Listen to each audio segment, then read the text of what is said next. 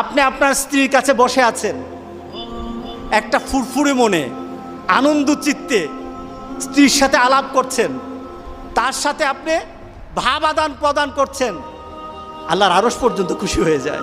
সুবহানাল্লাহ, আল্লাহর আরশ পর্যন্ত খুশি হয়ে যায়। যতক্ষণ পর্যন্ত আপনি এইভাবে আপনার স্ত্রীর সাথে কথা বলতে থাকেন, স্ত্রীর কাছে বসা থাকেন, আপনার আমলনামার মধ্যে সওয়াব লিখতে থাকে।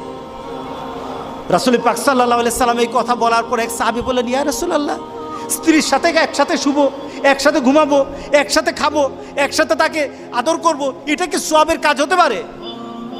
রাসূল পাক সাল্লাল্লাহু আলাইহি সাল্লাম বললেন, আচ্ছা তোমার স্ত্রীকে না নিয়ে তুমি যদি আরেকজন স্ত্রীর কাছে বসে থাকো, আছে কি না?